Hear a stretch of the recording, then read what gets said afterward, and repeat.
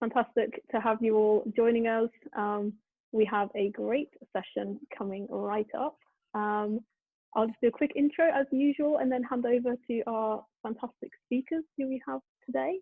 So I'm Anna Bradley. I'm the Executive Director of Sentient Media.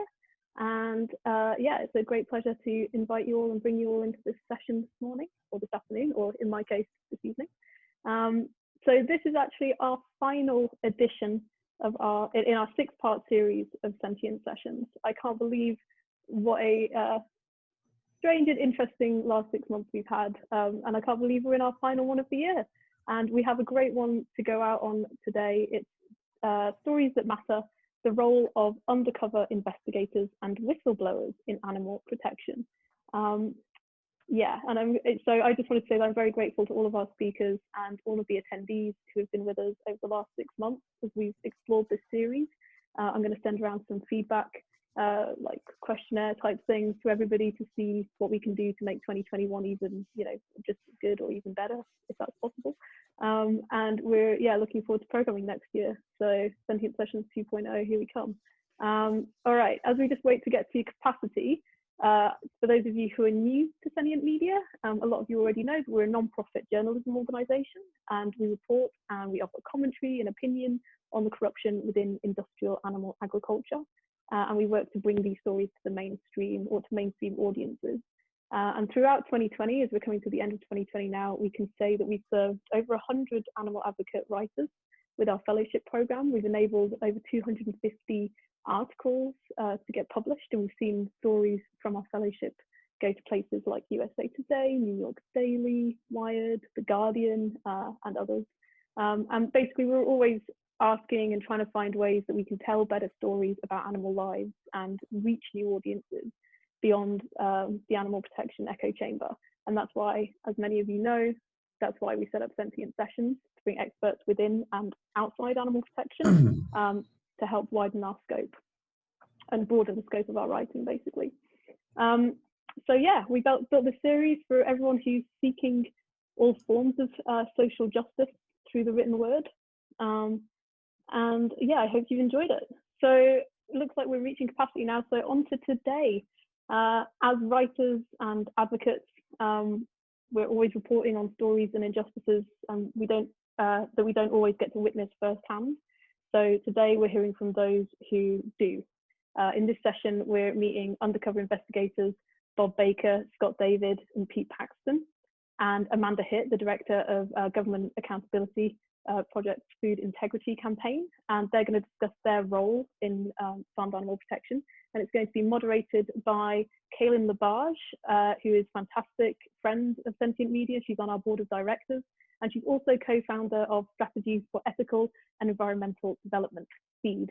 And they've just actually released their first investigation exposing the corruption in the US dairy sector, which was actually covered in The Guardian, if you've had a chance to look at that yet. So I hope this session will give you a bit of insight into how these cases are built, how undercover investigations have changed over the years, and how we can best tell these stories to get the attention of the press. So yeah, thanks to each of you speakers for joining us today. I'm really excited to bring your voices together and hear what you have to bring to the table. As usual, we will have the audience Q&A open, so just drop in questions as they come up, as they come to mind, and we'll try and get to as many of you as possible at the end.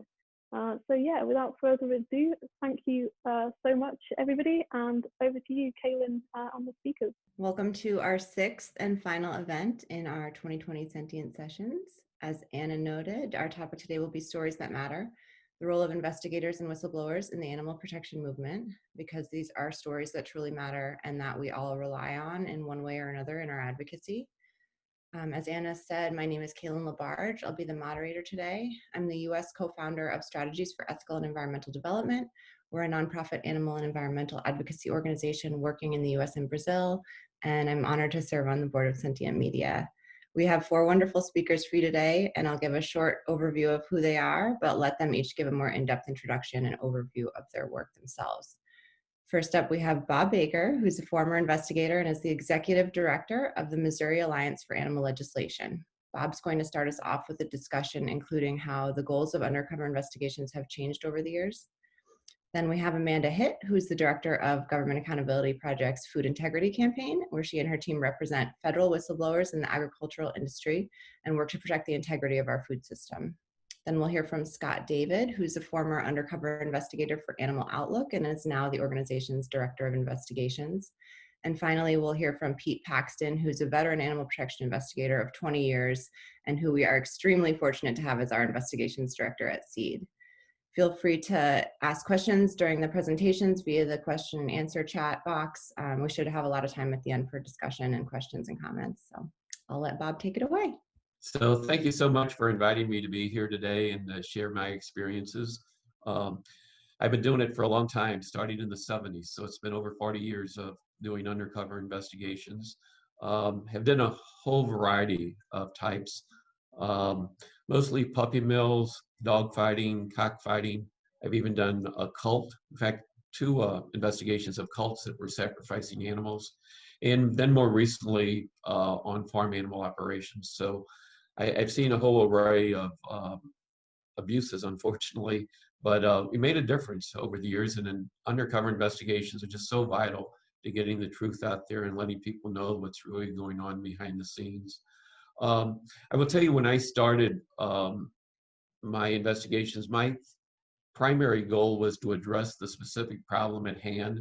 For example, if it was a really bad puppy mill, I would want to go in there and collect information and document the cruelty, so then we could go to the authorities and have the facility closed down. And did the same thing with dog fighting and cockfighting, just infiltrating, getting the information, going to the authorities so they can raid the next one that's going down, trying to get schedules and things like that. And it was very productive. But I finally learned that really we were just scraping the bottom of the barrel on addressing these issues. And it really came to mind, and I guess it was 1983, when I became chief investigator for the Humane Society of the United States. The former chief investigator came to me, and his big passion was against dog fighting. So he said, please, please, please really focus on that. So I did, and I went undercover to dog fights and cockfights and things like that. But it's very time consuming trying to get the information. And I finally learned that if we could make dog fighting a felony, it would just get law enforcement more active, involved in doing these investigations, and that we wouldn't even have to do them any longer, and we could have really strict penalties and deterrent. So that was sort of the focus from then on. Every time we did a dogfight raid or a dogfight bust, I tried to focus on an area where we had a chance to pass legislation to make dogfighting a felony. And it was extremely successful. When I started, when I took over as chief investigator, there was only 7 states where dogfighting was a felony offense. When I left 13 years later, we were up to 42 states, and now it's up to 50. And that makes all the difference in the world. Just give you a couple of examples. One I will never forget, I was at a dogfight bust, and the state police gave me a state police jacket to wear so they could tell the good guys from the bad guys when we did the raid. But anyway, there was a deputy taking a woman out in handcuffs. And this woman comes up to me because she said she saw the state police, so I guess she thought I was over the deputies. And she says, tell this deputy to take these handcuffs off me.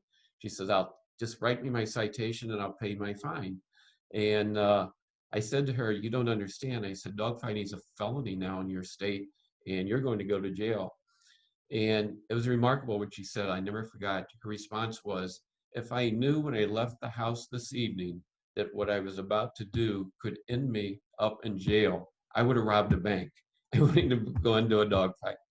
And I'm thinking, that's the message we want to get across. There are consequences, there's deterrent, and it's just made such a difference. And it was so much easier. I remember getting a tip on a dogfight in Ohio, and I called the state police, and they're arguing with me, oh, they have other priorities. And finally I said to them, you know, it's a felony now in the state. And it was like, oh my God, a felony is a felony. Of course we'll do it. So they went out and did it.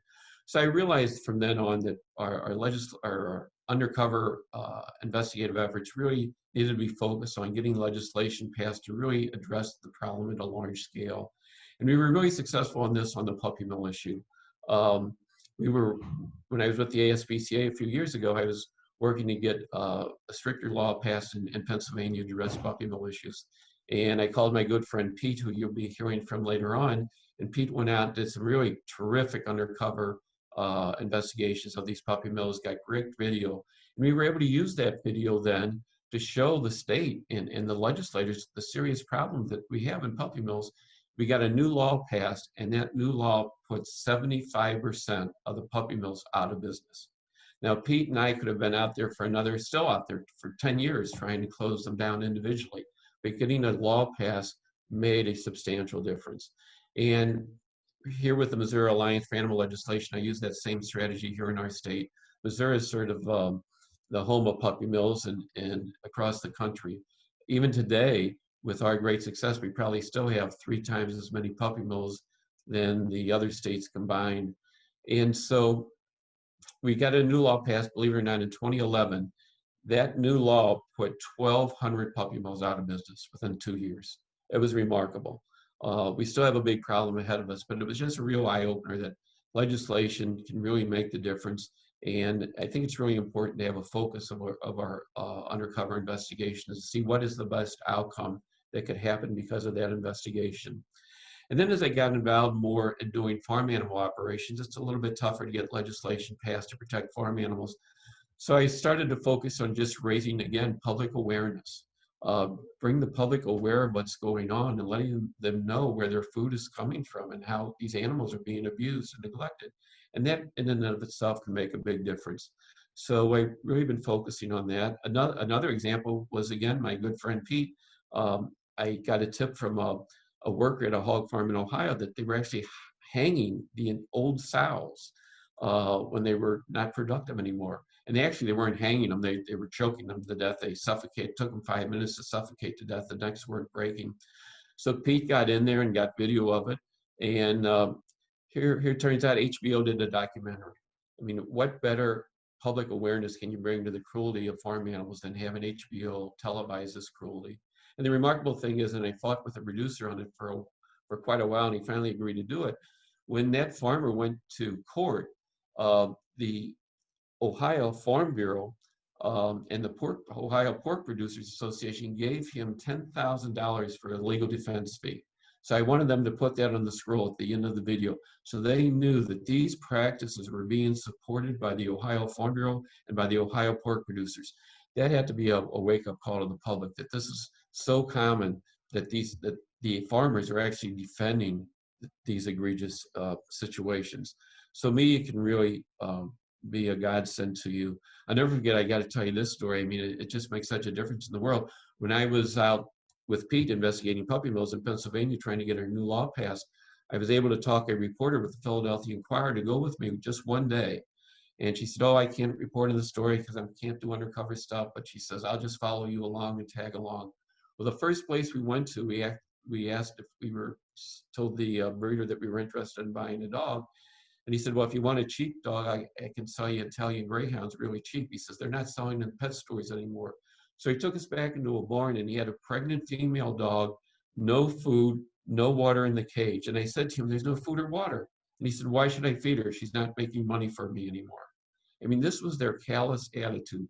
Well, that made all the difference with this reporter, who was just shocked. You know, it's one thing to read about these things, but when a reporter sees it firsthand, we had nonstop coverage in the Philadelphia Inquirer from that day on in getting our legislation passed. We had the editorials in the Philadelphia Inquirer. It just made all the difference. So I just really encourage you to get the media involved in your investigations to expose these things. It makes all the difference in the world. And I learned this very early on. I will say this. My first passion, I used to own racehorses, believe it or not. I was naive. And this was back in the 70s. And when I became aware of abuses in racehorses, I started fighting it. I fought it for 2 years with our Illinois Racing Board and other racing jurisdictions, going to the media, could not get anyone. Believe it or not, who calls me one day? 60 Minutes. And they did a story on it, and the results were immediate. I mean, unbelievable. 20 states reversed their drug rules on the drugging of racehorses just because of that one 60-minute story. So I learned from then on, everything that I do as an investigator, I'm going to relate it to the media and get media attention to these things. I'm not sure how much time I have left. I just wanted to mention the importance of working with whistleblowers, because so many of these investigations, especially on farm animal operations, came to my attention because people were brave enough to come forward. For example, I was telling you about the hog operation in Ohio where they were hanging these old sows. That came from an accountant that was working at the farm, and she had learned about it, and she tipped us off. And so it really helps to build these relationships with these whistleblowers. Some of the things that help is to let's hear them out because they have concerns of their own. They might not necessarily be their primary concern, the welfare of the animals, but they have other concerns because in most of these hog operations, they're not treating the workers well, they're not treating the environment well, and sometimes you can join forces with other organizations. One really successful operation I had was in the state of Washington against the largest dairy in the country at the time. And I teamed up with the United Farm Workers because the workers there were being mistreated. Most of them were undocumented workers. So the company felt that they could abuse them and the animals were being abused. But by going in there and just letting them know that we empathize with what they were going through, but we were concerned about the animals, these workers wore undercover cameras for me, trying to document these abuses and really make our case.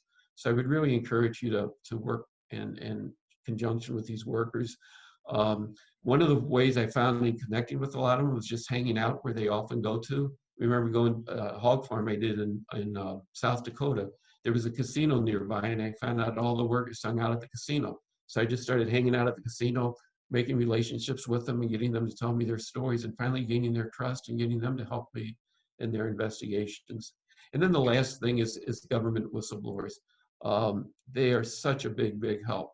And again, I want to tell people it takes a long time, but don't give up. You have to persevere because they want to make sure that when they're going to risk their neck by talking, they want to make sure it makes a difference. So they want to make sure that you have a track record of actually making difference with this type of information. And they want to be able to trust you. And sometimes that takes a long time. But when it does, when it clicks, it makes all the difference in the world. Just for example, just yesterday morning, I got a call from a government official, talked to me for 30 minutes. Usually he just only wants to talk for 3 to 5 minutes, pass on information, but he was so upset about something that was going on with his agency. We talked for about over 30 minutes and gave me some really valuable information. But I want to tell you, that took like 5 to 7 years of working with this guy to get his confidence that he would feel comfortable talking to me. So just persevere, and I think my time is up, and thank you so much for listening. Thank you so much, Bob. It's so important to remember how powerful investigations can be to legislation and vice versa. It's really interesting stories. I'll hand it over now to Amanda for a discussion related to the interconnectedness and systemic nature of the harms and oppression inherent in animal agriculture. Hello, everyone. Thank you, Sentient Media, for having me. And Cailen, thank you so much for moderating. It's been a pleasure getting to know you for the last few weeks. I'm hoping that what I can contribute today will be a resource to much of your audience, whether they're advocates or journalists themselves, or maybe just want a better understanding of the role of whistleblowers in animal agriculture. So I'll go over 3 things like, well, who am I? First of all, what do I do? Where do I work? And then kind of explain the interplay between whistleblowers and undercover investigations. And lastly, talk about the interrelated nature of, as Bob sort of alluded to the environment, animal welfare, and worker rights, and how whistleblowers can help bridge those relationships and be a voice for all of those movements. Just quickly, so my organization was started, I guess, 1977, so heading on 43 years now. They've been representing whistleblowers of a variety that I would say, I would call them maybe common law or statutorily protected whistleblowers. Those are people who have some sort of state or federal law that protects their speech and makes retaliation against them illegal. So we operate as attorneys, pro bono attorneys for those people. And you'd mentioned that I work with federal whistleblowers, but to be honest, it seems like my business has been a lot of private industry folks coming forward with the advent of some new and better protections for them, which I will save you from the long legal description of all of those different provisions, but there is a bunch of them. And if you think you may be a whistleblower, you would be wise to contact a whistleblower lawyer to make sure, to find out if you do in fact have rights. I think you'd be surprised that occupational free speech is growing. So about 10 years ago, just for people who are following or interested, Government Accountability Project, where I work, started the Food Integrity Campaign. We have our own separate website and social media. It's foodwhistleBlower.org if you're interested, and we work only with food sector and agricultural whistleblowers. I want to be clear, we do not do undercover investigations at Food Integrity Campaign or Government Accountability Project. But for us, the undercover investigator is in fact video vindication for our whistleblower truth tellers. So in this day and age, it's not enough just to speak truth to power. You better have a video to back it up. And a lot of these wonderful people on this panel have done a lot to make sure that our whistleblowers are heard and heeded and that their disclosures are validated.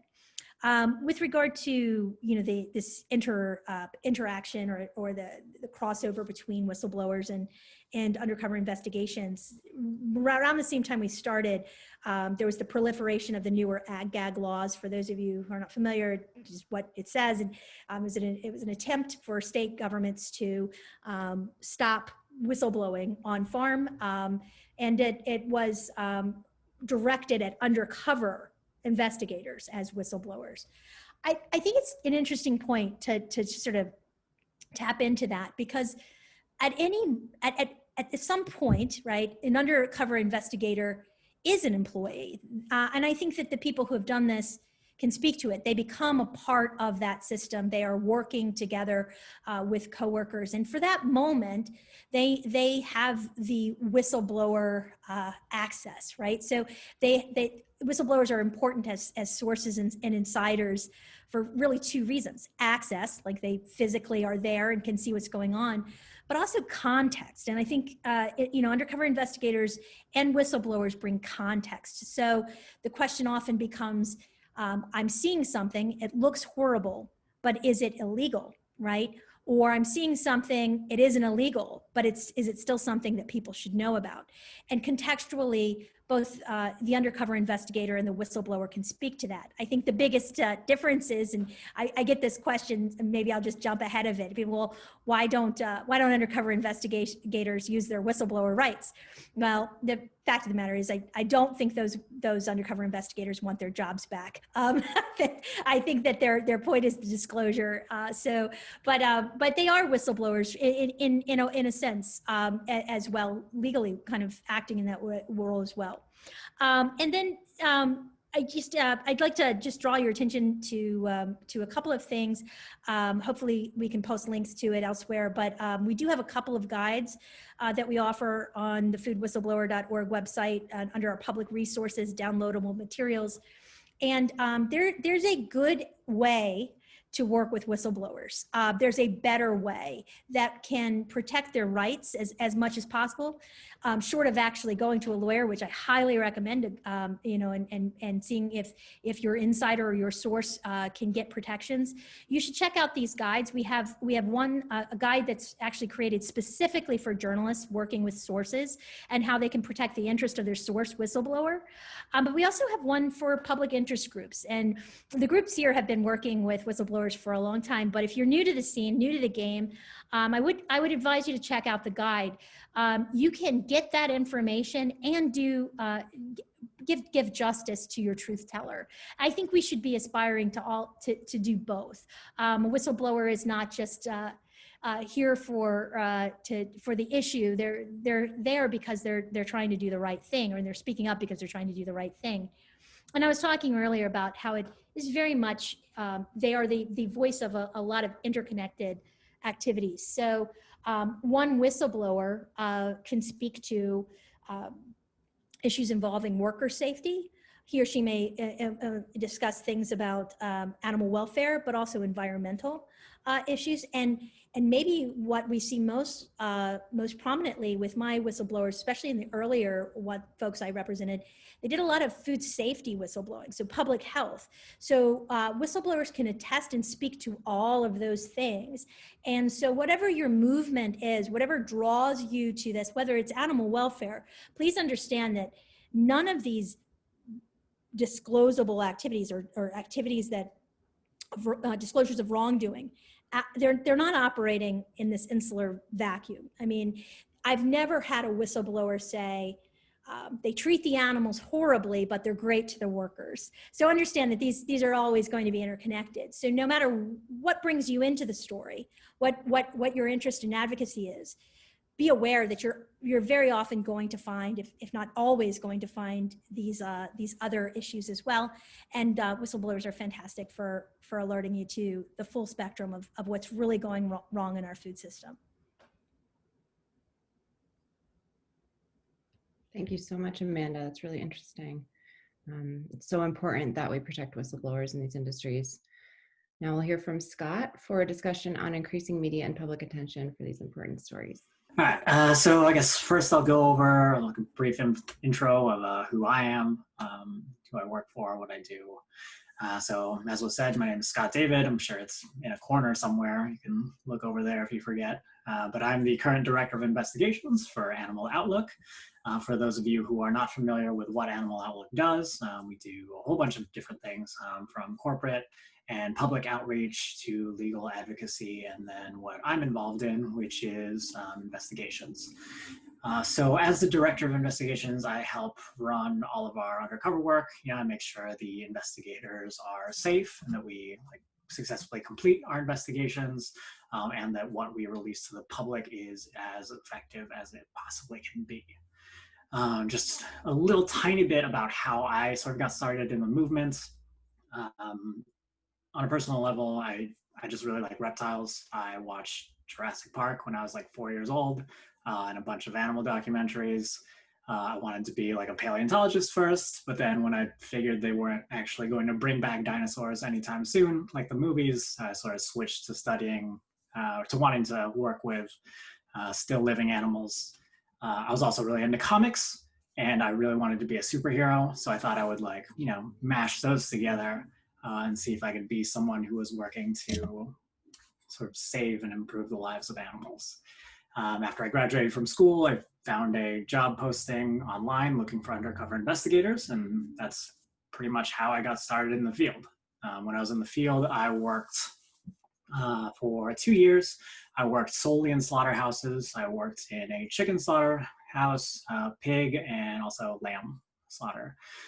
And after 2 years in the field, I kind of just got tired of waking up at 4 a.m. in a strange place and getting yelled at by supervisors for being too slow on the line, and being paranoid about being found out all the time as an investigator, and spending all my free time alone, because investigators are also very isolated from everyone else.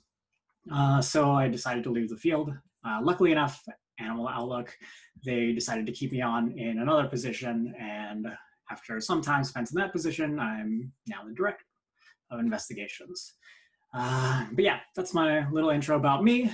And what I want to talk about today, though, is sort of how we get our stories in the media, what sort of makes our stories attractive to the media, and what makes our videos that we release to the general public attractive to them. And throughout talking about those things, I'll try and intersperse those with some stories about how life was in the field and things I saw while I was investigating slaughterhouses. So I want to reiterate what Bob has already said, which is just the importance of the media to what we do, right? I mean, it can't really be understated how many eyes can get on your investigation through the media, right? So places like the New York Times, outlets like that, right? They have readership that's in the hundreds of thousands for average circulation of their papers, right? Other sites, their websites will have millions and millions of views every month. So these are incredibly important to getting our investigations out there. Also getting our investigations out in the media, especially respected outlets, right? Like those sorts of news outlets give us a lot of credibility. Obviously those outlets do their research, right? They look into the farms that we investigated, right? They get interviews and statements from everyone involved. So it helps us, really drive home how serious we are and how real these issues are to the general public. And then one thing that I found pretty interesting once I got out of the field and started looking at how we release investigations is how these sorts of media outlets and how these media releases sort of feed into each other, right?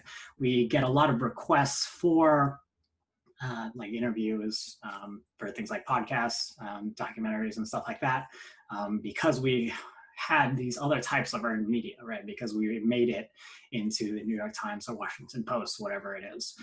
And for me, especially, I think like documentaries are important to get into. I mean, I saw a survey from last year, which said that like the biggest chunk of people who went vegan were doing so because they had seen like full-length documentaries, and that together with like other videos that they had seen online were like, I think like a third of the people, or more than a third, that ended up going vegan. And that doesn't even count like social media, which also makes use of investigations footage, right? In short clips as well as images. So that's sort of the importance of the media, but of course, not all of what we want to get out into the media ends up getting there. And there can be a lot of difficulties in getting our investigations released, and a lot of things that we can do to sort of help that process along and make our investigations more attractive. One difficulty that I want to talk about, just because it's very topical, is just sort of like the media landscape right now, right? I mean, I'm sure everyone who's listening can think of sort of this year and how there are all these different sorts of like news stories. Well, there were a few different types of news stories that sort of hogged all the headlines, as it were. And that makes it hard for us to get investigations into the news, unfortunately. But there are things that do help us out in getting things out into media outlets. One is investigating, right, like larger companies. If there's like a big company, like a big household name involved, then that helps, right? It's something that like affects a lot of people because a lot of people buy those products. They see them in grocery stores, right? And it doesn't even have to be companies. It could be like the government. They could have contracts. And if you can establish like connections to these places, then that makes your work all the more attractive, right? Food safety, workers' rights issues, right? Amanda mentioned workers' rights.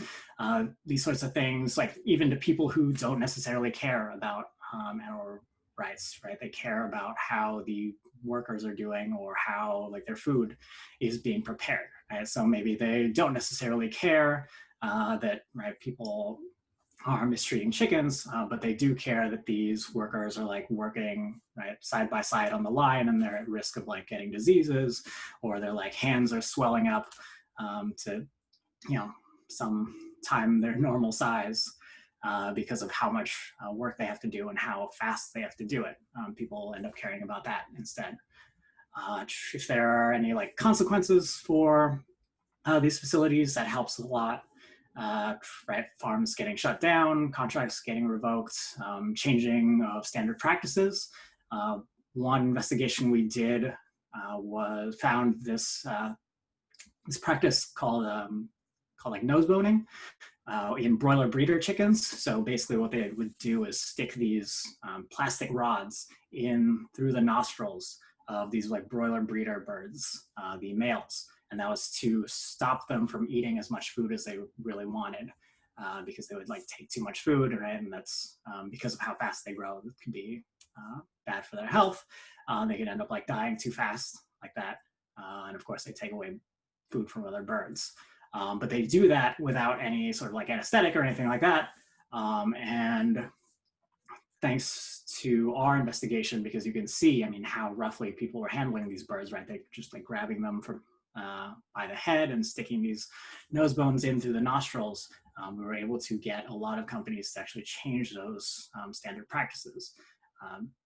So that also gets a decent amount of attention. And some of the things that sort of help for maybe more so like the public side of things are having like larger animals as the focus of your investigation, animals that people are more likely to think of as, maybe cute, right? People tend to have a greater empathy for animals like pigs and cows. They are liable to get more attention than animals like chickens or fish or invertebrates. Obviously, right, like the animals that we whose facilities we investigate, right, they can suffer, and they're all, their stories are all worth telling.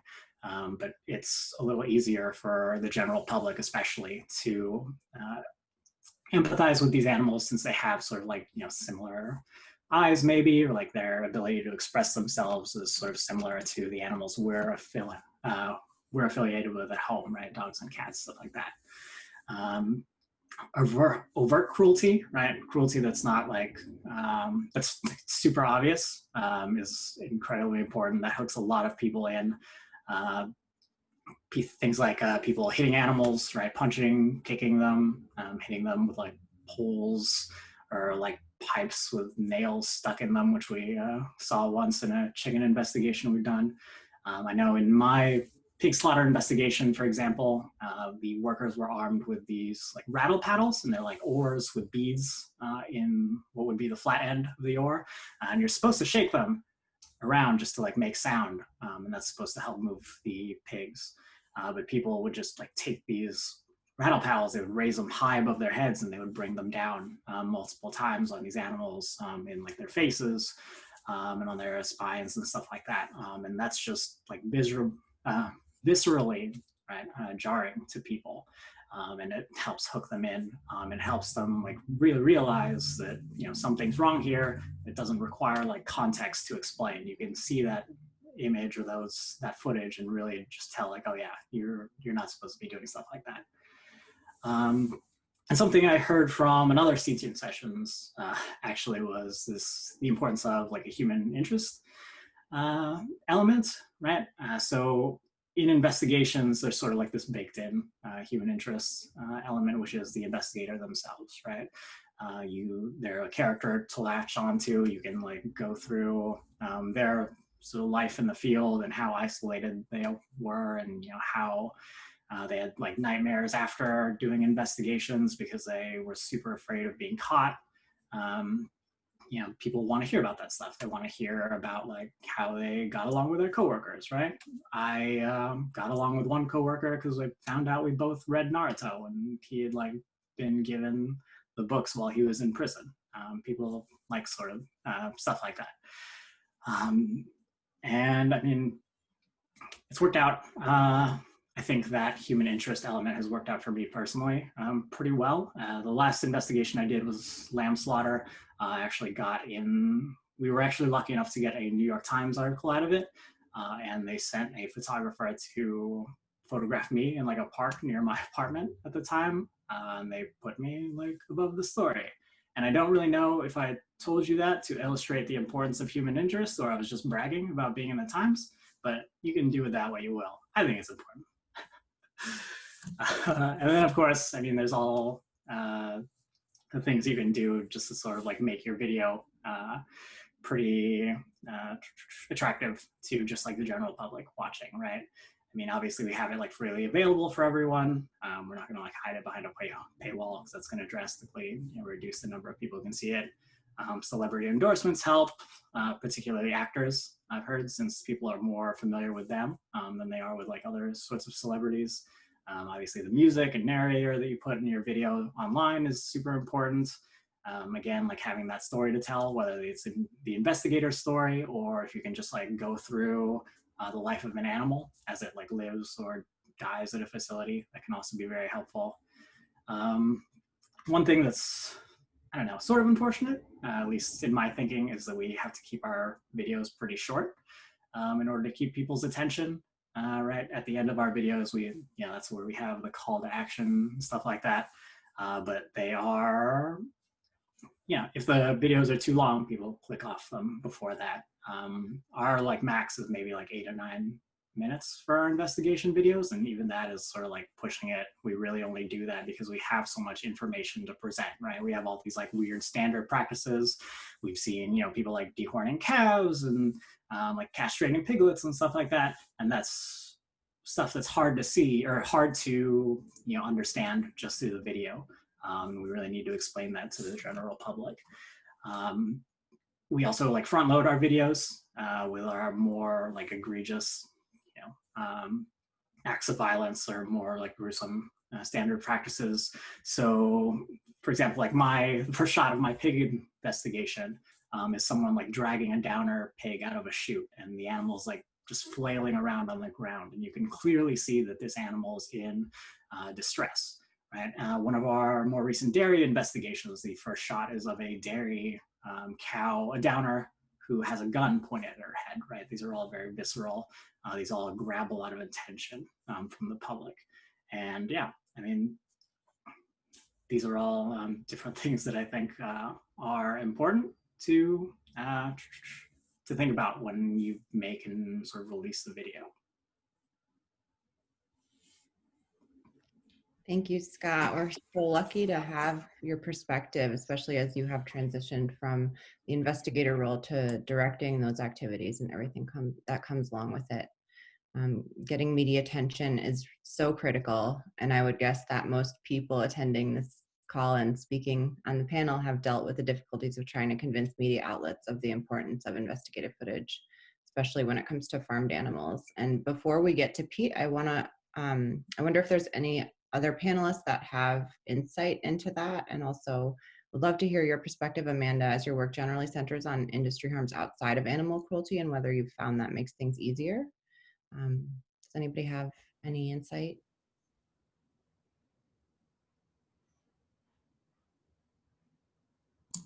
I got it all? Cool. That's good.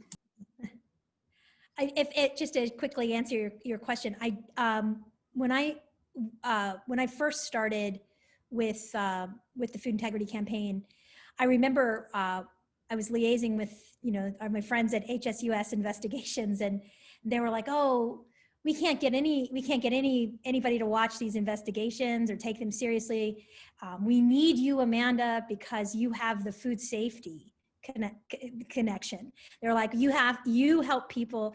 I mean, I think Upton Sinclair famously said, when he wrote the book The Jungle, I aimed for their hearts and I got their stomachs instead. And indeed it does. If people are grossed out or feel that there's a public health threat connected with that animal abuse, you're gonna make a difference. And I think that's not an opinion, that's a fact. The largest meat recall in history was Westland Hallmark, and that was downer cows. It was egregious animal welfare violations, just absolutely horrible. But what caused the recall was not the animal abuse, it was the threat of mad cow disease. So, and yet to answer your question, absolutely, it's always easier to pitch a story if you've got a few different inroads. I should also say, though, that in the decade that over a decade now that I've been doing this, that is that bounces back and forth. I've seen some folks now are more interested in the animal welfare connection. Some more, and certainly with COVID, labor's huge, right? Like people are very interested in the worker stuff. I don't get any calls about animal welfare anymore. I only get calls about worker stuff. So I think you have to be, goes back to my point. You've got to realize they're always interconnected. So no matter which side you're coming in from, know that you can make that connection, and don't forget about it. Make the connection.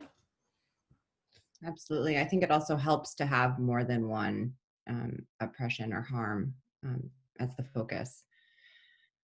All right, finally, we'll hear from Pete, who will give us some insight into gathering evidence and into the predictable nature of certain forms of animal cruelty. Take it away, Pete.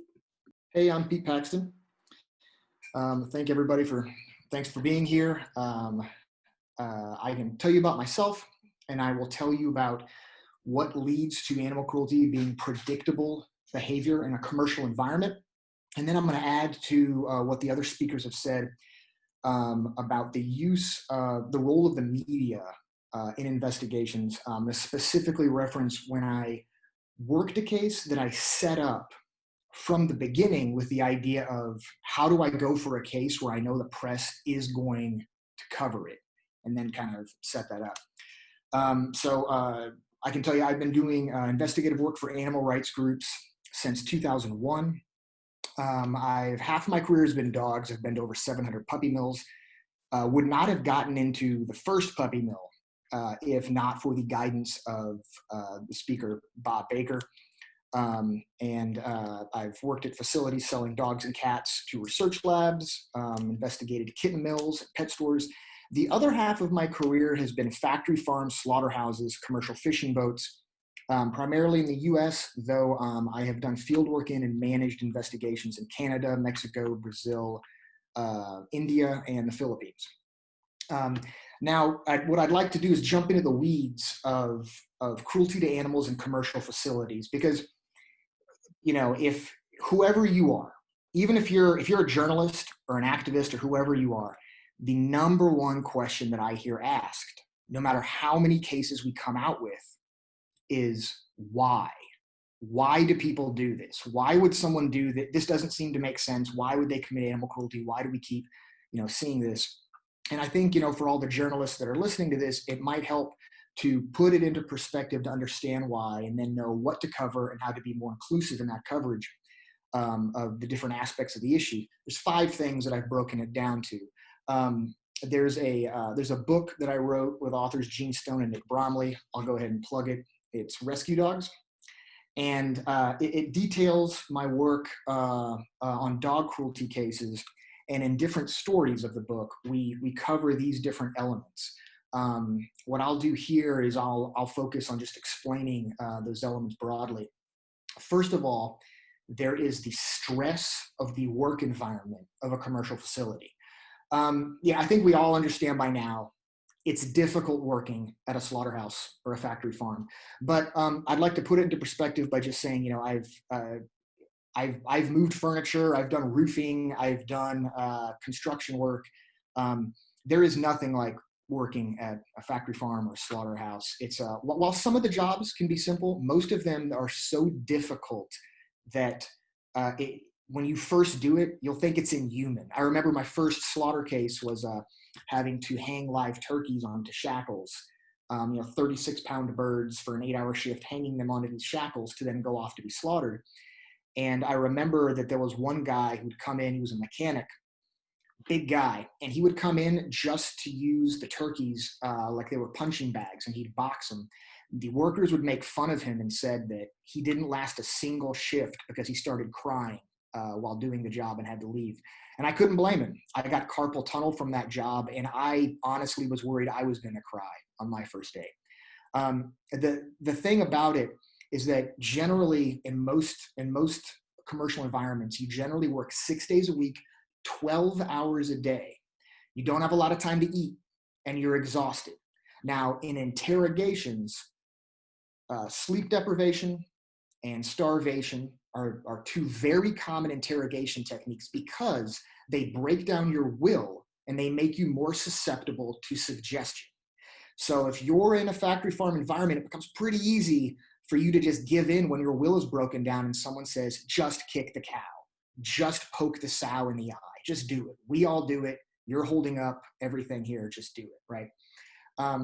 It's what makes otherwise good people do things that can make them go bad. I also want to add to that, you know, that we hear the adage that if slaughterhouses had glass walls, everyone would be a vegetarian.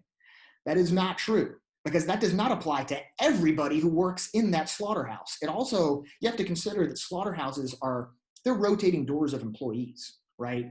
So everybody in that community that has worked at and does work at that slaughterhouse, none of them are vegetarians. The fact of the matter is that if you're listening to this call and you find animal cruelty abhorrent, you might even be vegetarian or vegan.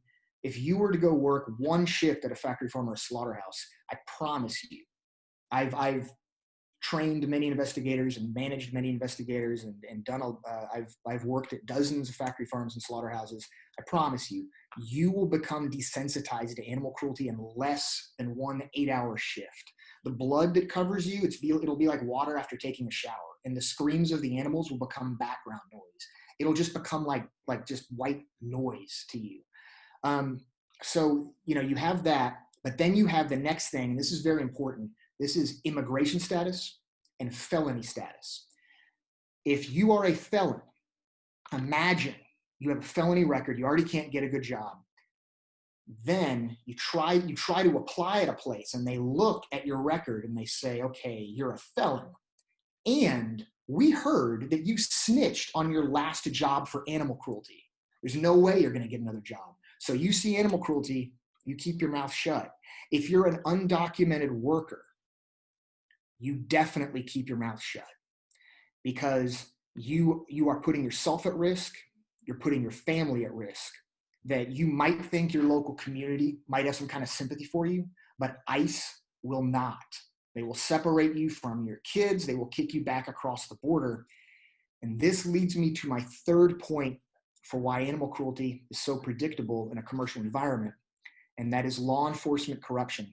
And I'd like to preface this: if there's anyone listening who's a member of law enforcement, if you have friends and family in law enforcement, I want to tell you that I have several very good friends in law enforcement, sheriff's deputy, police officers, some 3 federal agents, ex-FBI agent. I have good friends in law enforcement. 90% of the time that I have reported criminal cruelty to animals, not only does law enforcement disregard it, they actively try to harass me, or as I describe in a story in Rescue Dogs, I've been illegally arrested for reporting animal cruelty. It's that law enforcement you have cops who may otherwise enforce every other law in the books, but if they're when you report animal cruelty, it's almost guaranteed you're going to report to the county sheriff's department, a rural sheriff's department in the US, or the district attorney, right? If you go right to the DA, they are going to be involved in, or they will have friends or family involved in the type of industry that you're reporting. And you have laws on the books that exempt certain acts that might normally be illegal to animals, like a pet. They're exempt from the cruelty statute if it's in a commercial environment. And that changes how they think about it, so that they don't even want to apply the cruelty statute at all to livestock, right? Then you have government corruption. And government corruption, specifically, I'm talking about the USDA. If you have a place like, say, a puppy mill or a slaughterhouse, it's because to the USDA, dogs and puppy mills, they're agricultural animals. That agency has to not only ensure that they are enforcing all of their regulations when they inspect a facility, they have to make sure that as an agency, as a federal agency, they are ensuring the health of that type of industry. But how do you do that? How do you make sure that you are holding facilities responsible that you license, and at the same time making sure that they're healthy? And the trick is, you don't hold them responsible. I have worked undercover at puppy mills where I have seen dogs literally dying in cages, and inspectors just breeze right through. I've worked at a veal slaughterhouse where a very brave, heroic USDA inspector, Dean Wyatt, who Speaker Amanda Hitt handled when he was a whistleblower, he reported animal cruelty several times to the USDA, who then punished him for doing so. And so when I went undercover into the slaughterhouse, the new USDA inspector told me, when I complained about animal cruelty to him, and I recorded it to see what he would say, he told me, "Don't tell me, I'm not supposed to know, because I could shut you down." So when you have that kind of corruption, you have the stress of the work environment. So people are just desensitized to cruelty, and they're more likely to commit cruel acts, even if they're completely otherwise good people. You have people that don't want to report anything. You have law enforcement that doesn't care, and you have government inspectors that don't care. You get to the final thing, and it's what I call a culture of cruelty. And in that, you have an environment where people outside of it might look in, and every element of it, we are confused by it, right? Like, how could people do this to animals? How could those cops be so terrible? How could the government not care, right? Why isn't it that workers can report this kind of abuse? But to everyone in that community, it is perfectly normal. And so when you go and work undercover and you report something, you are treated like you are an enemy, because what you are doing is threatening the entire culture of that area. So what we have to rely on largely is we have to rely on the press. Now, a very useful part of all of this, as Bob Baker pointed out, is legislation. You can pass a law that once it gets passed, it helps change culture, right? It's that people see an animal welfare law pass and they think, okay, well, we must care about animal welfare. Legitimizes animal welfare to the public, right? But you also, to a degree, you have to have culture ready to even pass the law, and that's where the press comes in. So Scott pointed out everything. It's very useful about using the press and how to use them and when to use them. But I remember I was at a point a few years ago where I had done I'd done a lot of cases, and I knew that a lot of people in animal ag were looking for me. So I had to figure out, where am I going to go where they're not looking for me? And how am I going to do a case that even matters, right? So I realized that no one was going to be looking for me on commercial fishing boats at that time. And I realized that on the West Coast, you had a fishery called drift gillnet fishery. It is, you go out on a boat and you set a net that is 1 mile long. And it has this wide, it has a net, with its very wide pieces between the net. Small fish go through, big fish get caught. They go for swordfish, mako, and thresher sharks. It's been banned in Washington and Oregon, but it wasn't banned in California. So I thought, okay, it's ready for a law to get passed, but why is it not getting passed yet, right? And the legislators they weren't going for it. They didn't want to affect that local industry, for California. So after looking at different fisheries, I really had honed in on that one, because their bycatch, which is their unintended catch, consistently is dolphins and sea lions. And that is where I knew I had the real target, because dolphins, swordfish and sharks, they're not cute. That's the reality, right? Dolphins and sea lions are very cute. And so I got undercover on some drift gillnet boats and got footage of dolphins and sea lions coming up dead in the nets.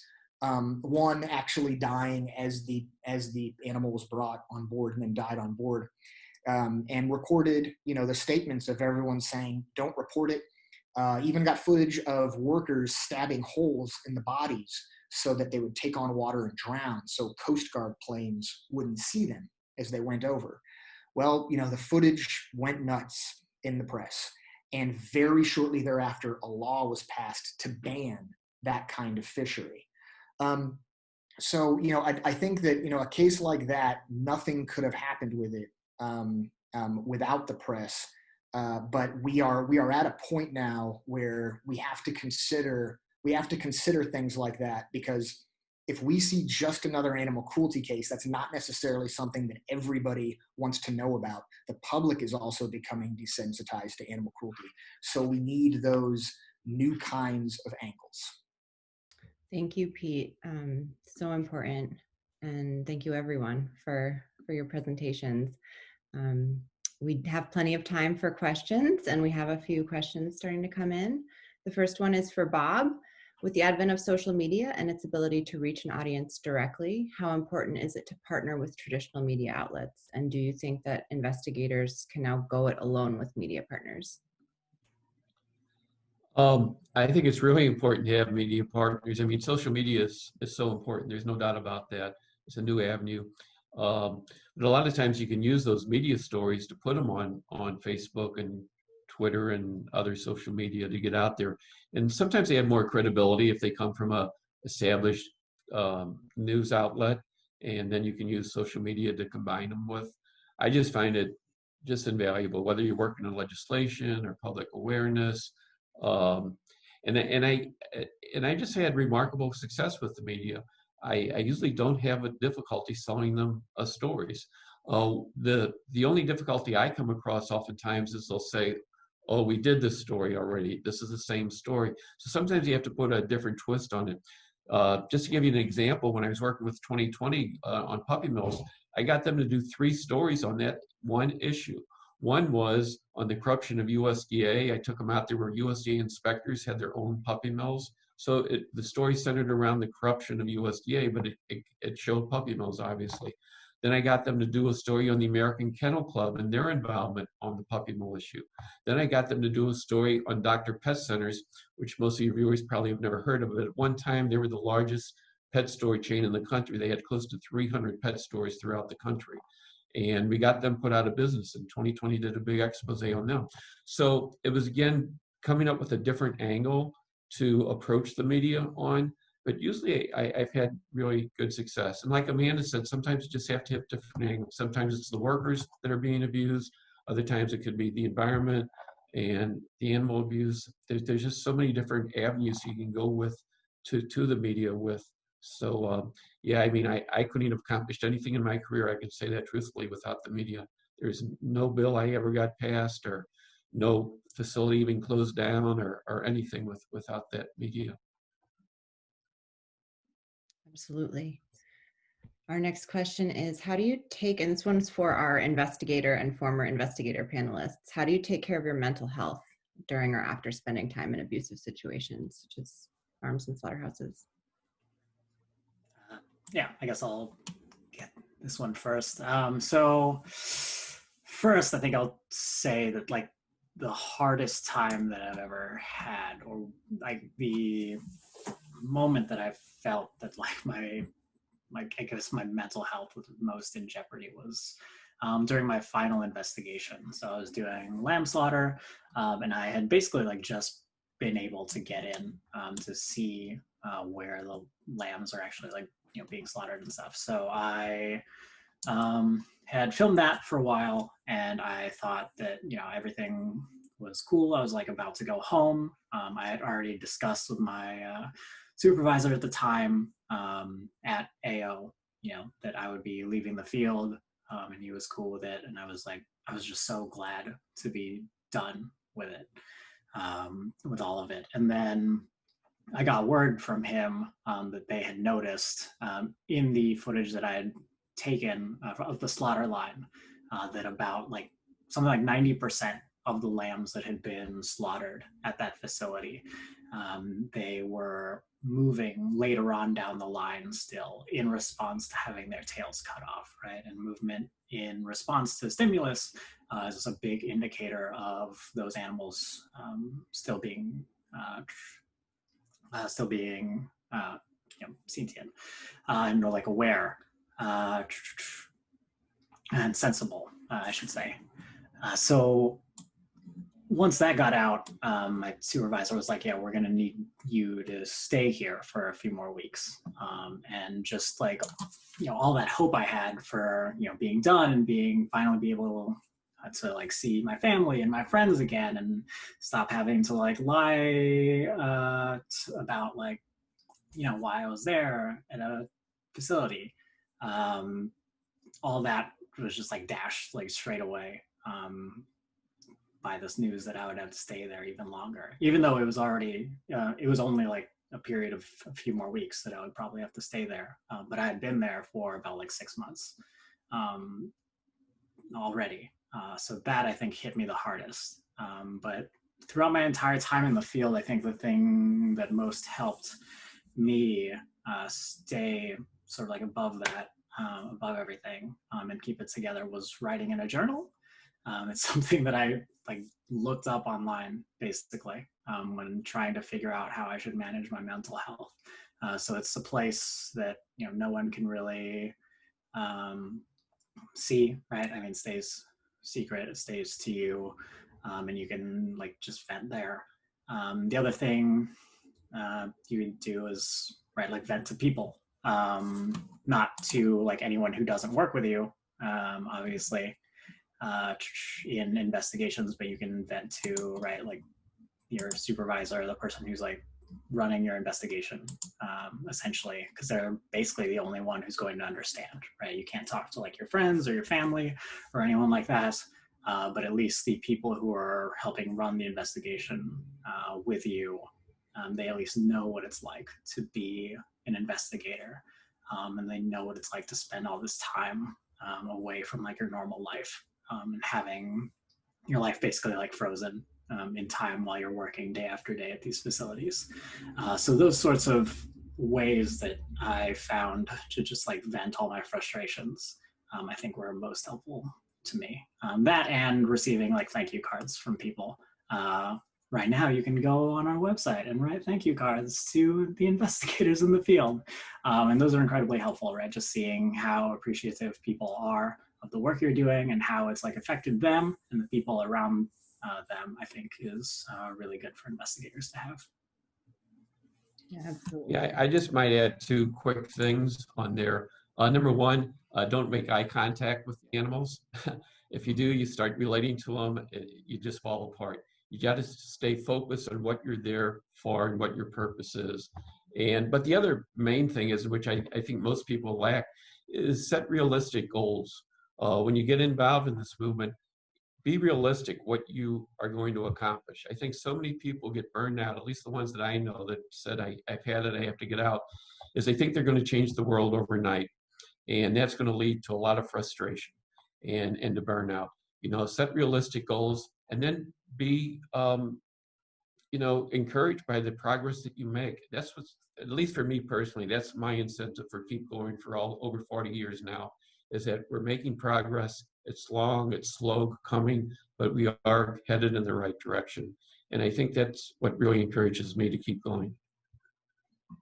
Thank you, Bob and Scott. Yeah, I think it's so important also for organizations that employ or contract with investigative staff to provide them with those extra resources and make sure they're taking care of their mental health as well as employees and contractors. And I'm interested, Amanda, in your perspective on that question as well, given that whistleblowers not only are in an incredibly stressful situation, but due to the nature of their position and what they're doing, but facing the potential loss of their livelihood as well. I think you just answered the question. I mean, it is. I love this example. There was a gentleman who blew the whistle on a Tyson facility that was slaughtering still sensible pigs, and he kept blowing the whistle on it. And at the time, animal welfare was a very low priority for a USDA inspector. If you were blowing the whistle on animal welfare, HMSA, Humane Methods of Slaughter Act violations, you're basically just a troublemaker as far as the USDA was concerned. But this guy, he got, instead of getting praised for his respect for the law, was actually moved 100 miles away to another facility away from his wife and children. I mean, I don't know. I mean, but then I'm betting. I'd bet lots of money. There's some really people who really love animals and respect their lives and fight for their dignity. I don't know how many of those same people would have done what this guy who worked in a slaughter facility did for pigs. I mean, it's an amazing. They're just amazingly connected to the doing the right thing and the rule of law. And it's not that they have a problem with the game. They have a problem with people who don't follow the rules. And so their conflict there, their conscience and their desire to do the right thing puts them in so much peril. Just what you said. I mean, by doing the right thing, they're endangering themselves, obviously, and their financial well-being and that of their families. But I think it's something that Pete brought up, and I just want to tie that into it. You're also hurting your family members or your neighbors or close friends who might work at the plant too. So there is that by blowing the whistle, you're causing problems in your community, and you're going after the company. It's a company town, right? So it's the biggest employer. So you're getting all this attention, not just because your own financial interests, but your relationships are strained as well. So it's psychologically, I think to say it's devastating is an understatement. Absolutely. It's incredible that we have whistleblowers given all of that stress, and incredible what they do. This is a question for Pete. In India, while working with slaughterhouse workers, I found that even if they eat other animals, they do not eat the animals they kill themselves. Some told me that they can't bring themselves to. I found this to be true for chicken slaughterhouse workers and fish slaughterhouse workers. Has it been the same for you? That comment specifically is in India. Is that correct? That's correct. I have not found that to be the case. So the only slaughter thing I did in India was looking at it was a lamb slaughter. So lamb and goat slaughter. I haven't found that to be the case. That's interesting. That must be a local cultural thing, because so I wish I could expand a whole lot on that, but no, I haven't found it to be the case. Typically, what I have found everywhere that I've gone. So most of my slaughter work has been, of course, in the U.S. And there, it's that people have pride in their jobs. And they realize that that exactly as Amanda said, it's a company town. So, they want to buy what it is that they're helping to make, even though they see how it's made, because that's what props up the town. I've done a lot of slaughter work in Mexico, and there were many large slaughterhouses, but also many smaller ones. And for the larger ones, it was the same thing. It's a company town. Everyone's very proud to work there and have that job. They're going to buy that product. And for the much smaller ones, there were people who were, they were committing some of the most horrendous cruelty acts that I've seen against animals being slaughtered in my life. But, it was perfectly acceptable to everyone there. And they would go in and they would either watch other people do it or they would do it themselves and then eat it. So I think that it must be a local cultural thing. I would just add to that, I've had different experience, at least with the whistleblowers. I can't say for the normal workers working in the slaughterhouses or hog operations, but many of my whistleblowers that worked in slaughterhouses and in hog production facilities said that they would never eat pork, but they would eat other meat. And in fact, one of the whistleblowers that I know of is a vegan now. She finally came around to completely, but that is rare. But I have come across that experience. So I do understand what the questioner is saying, is I have come across that when you're slaughtering pigs all day or working in hog production, it's sort of hard to come home and eat pork. That makes sense. Thank you, Pete and Bob. I'm going to combine two of these questions. How can we recruit undercover investigators and whistleblowers?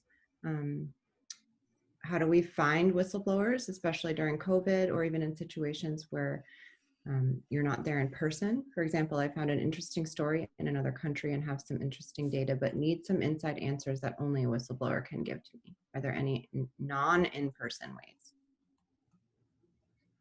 Well, I don't really have a lot of insight into getting whistleblowers, but I will, I guess, answer on recruiting investigators. As I said during my section, I was just recruited through the internet, really, right? I just saw like a job posting online, and then obviously I was interviewed, and they basically just made sure that I was right for the job. If you're sort of wondering what makes a good investigator and like who you should hire, this is kind of something that I hate saying, but it's also true, so I feel like I have to. I would look for someone who can just take a bunch of punishment, right? When you're, trying to see if they're right for the job, just like push them as hard as you can, because I think, like Pete said, these are horrendous jobs, right? You're working like 12 hours a day, sometimes 6 or 7 days a week. You're doing like a lot of menial tasks, repetitive tasks. So you'll get stuff like carpal tunnel, like you mentioned. Your hands will swell up. You'll have back problems because you'll be lifting all the time. Right? You can end up getting cut by people because a lot of people handle knives in those facilities. There's heavy machinery around. A lot of people end up losing like fingertips and stuff like that. Meat packing is just like an incredibly dangerous job, and you have to go at it for long periods of time, right? Some of my investigations were months, right? Mine are like 6 months for a couple of them. So yeah, I would just look for someone who can take everything that this is going to throw at them. essentially. I think when you are looking for government whistleblowers, it helps to go to stakeholders meetings. I know the U.S. Department of Agriculture often has public meetings to the stakeholders, whether with commercial dog breeders or farm production facilities, and you can meet a lot of the employees there. And once they get to know you and trust you, that they'll come around. That at least has helped with me for a lot of ways. And just being out there and letting them know that you can get results and you're making a difference, because they feel if they're going to risk their job or whatever by whistleblowing, they want to know that it's worthwhile. So I found that extremely helpful. And in fact, I was at one USDA meeting and I just jokingly said, I wish I had the email addresses of every USDA inspector in the country. And within 3 days, someone sent me all the email addresses. So I do joint email addresses to all the USDA people and making awareness, letting them know my concerns. And believe it or not, after a while, a few of them do start responding, not with their government email address, but with private email addresses. So it takes some work. I think another thing is, which I found just from my personal experience, probably was doing it wrong when I started, is we have to be careful when we criticize government agencies, because a lot of these workers are trying to do a good job and they're working hard. And it comes across, and I've been told that by workers, for me personally, that's how I can talk to, is that I often give the impression that all USDA employees, for example, are terrible people. So I really have changed our messaging. I oftentimes, when I do criticize USDA, I'm more specific about leadership. I often praise the good ones, certainly on these personal email things that I send out blast emails to all the USDA personnel. I always compliment the great job that they're doing out there and that how they're struggling with some of these bad policies themselves. And I think that helps to reduce the tension between some of your whistleblowers. And then for just general whistleblowers, it's hard. I think it's just letting them know your website and how they can reach out to you and remain confidential and getting the word out. Another thing which I'd mentioned earlier is just hanging out. Some of the slaughterhouses was years ago in Detroit. I found out they all went to this bar. They were just so devastated, I guess, with the work. They sort of tried to drown their sorrows in liquor, and it was very successful. That, and also, as I mentioned, at another hog facility, the workers often hung out at the casino, and just by going there, I made beautiful contacts, even to talk workers into wearing hidden cameras for me. So it's a lot of effort, but you just got to go out there and just try as hard as you can. You know, I just, Bob, I have to say, I think I've been doing it all wrong. You're hanging out in bars and casinos, and you're getting all these great whistleblowers. I'm gonna do some budgetary some changes to get a line item for bars and casinos. But I would love to add to this, and I think I know everybody on this panel is thinking it. Everybody on the call or on the Zoom line is thinking it too, but it really matters that you actually care about the person. You gotta care about the whole person. And part of that, and I'll just use this as a great example, Dean Wyatt, who was mentioned before by Pete, HSUS looked at not just him as some great insider who was giving them intel, but they actually took the time to contact my office and get him free legal representation for his whistleblower disclosures. Little things like that, like saying if someone's going to risk it all to be a source to you, giving them resources that if there is blowback for their disclosure, I mean, what a great gift. Doesn't mean that they're gonna be 100% fine, but at least offering them a holistic. You're not just a source. You're somebody whose interest I have genuine concern about. And one thing just quickly, I know this is going to sound strange, but anonymity is not a very good offer. In a employment context, you pretty much know who your squeaky wheels are, so you can quickly identify an anonymous source. There might be a rare occasion where you can secure someone's anonymity, but if you go forward with someone's whistleblowing, you probably want to be aware that you're going to have to go public with that person. And again, securing them legal counsel is I would think the least you can do. And you say, well, I don't have any money for it. just selfless plug. I'm a pro bono lawyer for a nonprofit. Call me or read these lovely guides and get some insights on how you can do it more safely and benefit the person who's telling the truth. Absolutely. So lucky to have you, Amanda. Okay. Does anyone have experience with farms using undercover investigations to punish individual workers to appear as though they're enforcing welfare standards and continuing business as usual? And how would we overcome this? I'm happy to take this one.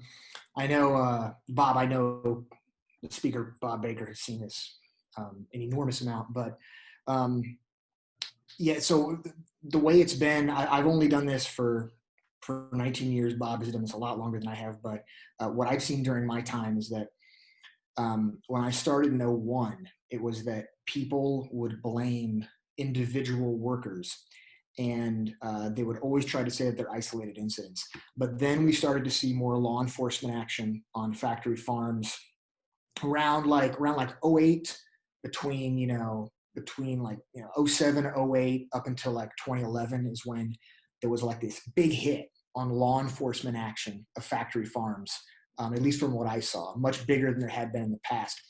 That legitimized the cruelty investigations to the public, so that after that point, I remember it was by about 2012, we just stopped hearing that. We stopped hearing these are individual workers, these are complaints. Now the companies will say that, but I think that falls on deaf ears now, because we are fortunately now at a point by 2020 where we have such a base of evidence gathered that, again, this activity is predictable. It's consistent. If you talk to any of the speakers here and you say, hey, I want to go undercover into a chicken broiler farm or an egg farm or a dairy, we can literally write you a list of SOPs, of standard operating procedures, for what crimes to look for and how you document it. So I don't think that excuse will go far when they try and lay it on the public, because of the evidence we have gathered now. Yeah, and I also think it's important to sort of hit these companies on their standard practices as well, right? So even if these things that you're seeing on video in these investigations, even if they wouldn't be necessarily prosecuted for animal cruelty, there still is this opportunity to really push the idea that these standard practices, right, these like castrations of piglets, right, dumping, debeaking, all of this stuff, all of these things that are done without anesthesia, are just inherently cruel, right? And these are things that we can use to change the way that these companies operate through public outcry, right? So it's something that we don't necessarily have to rely on like these companies actually like changing them on their own, right? Because a lot of times they'll ditch some of their workers and hope that this sort of gets them out of any sort of public backlash. So I think it's important to push this idea and get the public involved in trying to get standard practices changed, because that's something that it's harder for them to really like run away from. One of the things the industry did here in our state anyway to address that issue was they got a law passed stating that you must report any videotape that you did of any type of animal abuse has to be reported to the authorities within 24 hours. And the purpose of doing that is to make sure that undercover people cannot document how widespread and pervasive these practices are. This way, if you have to report it the very first time you see it, then it's easy for the company to say, oh, it was that one employee. And now the law is blatantly unconstitutional and it's never been utilized, but it was a way of just sending a threat, is that you could be charged if you didn't report the cruelty immediately. Thank you, Scott and Bob. We have time for, I think, at least one more. Decades ago, pieces of media that changed perspectives for the public to move closer towards being more aware of animal rights and cruelty were books and written text. But now a lot of people are being inspired to transition to vegan diets after watching documentaries and visual media. For those who've worked with major filmmakers and documentaries, what are the best ways to approach these developers with animal advocacy content? I'm happy to start on this one. I've had 2 HBO documentaries made about cases I've worked, called Dealing Dogs. We discussed that. I discussed that case in the book Rescue Dogs, and then another HBO documentary about a case which Bob Baker is also in. He was my handler on my first CAFO case. That documentary is called Death on a Factory Farm. And then I've been in the Nat Geo documentary Animal Undercover. And I can tell you there was character-driven documentaries are the thing. And I know that, you know, there's pros and cons to that, and sometimes we do and don't like to hear that, but that's the reality. Is that you're talking about subject matter that is so difficult to handle. You need an element outside of that subject matter, and that is an interesting character, a person, someone who's going to speak very well to the camera, and then you also need something that's kind of an interesting angle for it. So I believe that if you just had another documentary right now about someone working undercover at a factory farm, that alone I don't think is going to be as interesting to the public. People get it. Factory farms are terrible. They don't want to just see another case about it. But if you have, if it's a whistleblower and they're risking, their livelihood, or they're ostracized by the community for standing up about it, or if it's about the environmental impact on a community and everyone in the community standing up, something that is different and something that when the viewer watches it, they think, I can relate to that person. I might not be vegan or vegetarian, but I respect what that person is doing. That is something that makes people really want to watch it. And then the final thing, which may or may not be the case for an individual documentary, but I can tell you it's just what everybody wants when they make something like that. They want that sexy investigative angle. They want to talk about the danger. They want to talk about the stress of the work. They want you to get into it. I think it was one of the immediate questions on this panel came in was, how do investigators take care of their mental health?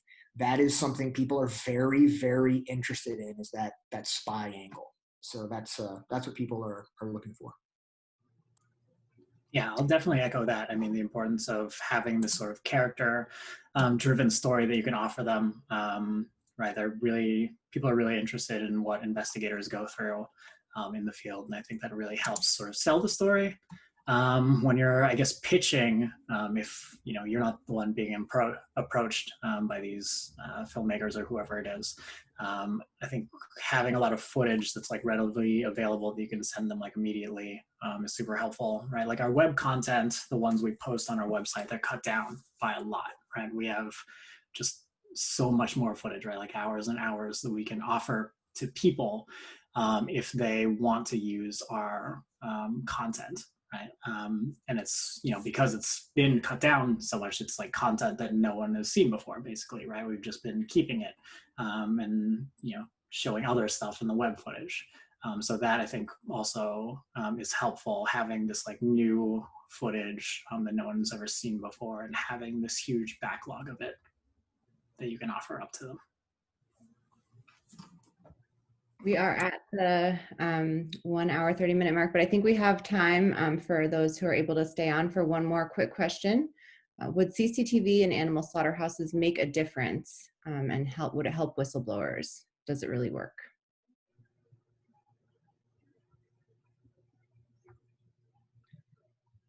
I'm happy to kick this off. I don't want to hog all the time, but I'll just say very quickly that I've worked in facilities that do have CCTV and facilities that don't, and I have personally not seen it make any difference. It's that the people that are behind the cameras have to not just care about what it is that they're seeing. They have to care about whether or not someone else is going to see it or is going to want to watch those tapes. If you had a third party watching it, I think that could make a difference.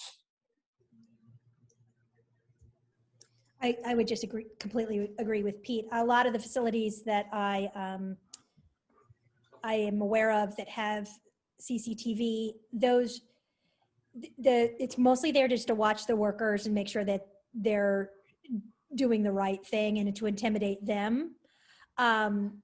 I'm not sure it would do anything if something's so routinized, or like some of the things that Scott was mentioning are just like tail docking, that kind of thing.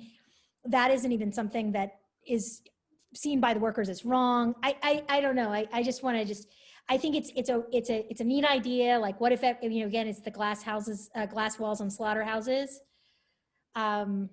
No, I don't think that's an easy fix. And those cameras are there, and we still get lots of whistleblowers from those facilities. And same with hotlines. Everyone's like, oh, a hotline. So often those are traps, and the workers know it. So they're not going to use those hotlines either. So when nonprofits set up their own hotlines, it also is seen with a lot of skepticism, and maybe cynicism is better the word, that they think, oh, yeah, it's another trap. So even, you know, they're great ideas, you know, but I think in practice, I have not actually seen it be very effective. Yeah, that makes sense. Thank you, everyone. That was such an incredible discussion. I personally learned so much. Thank you to our amazing presenters and everyone who joined to witness our event. And I will hand it over to Anna now. Thank you all so much. Like Cailen said, it's been a really eye-opening session. I always say this, but I am going to have to rewatch this to make sure I can really digest all of the points that you've made. It's been really helpful to hear about getting this stuff into the media and finding different approaches. I really appreciate all of your time, and obviously all of our attendees as well. It's been a great session as well to close out the whole season. So we've gone from, like, you know, how to build a pitch, fact checking, social media, building investigations, collaboration through activism, and now this undercover investigations in the role of whistleblowers really just finishes it off really nicely. And we have a whole different host of approaches and ideas now to help us bring social justice through the written word. So thanks again to each of you for making this series a success. And yeah, we're looking forward to 2021. Thanks to everybody for attending, and thanks again to our final panelists. Appreciate it a lot, and we'll speak to you all soon. Have a great rest of 2020. Bye.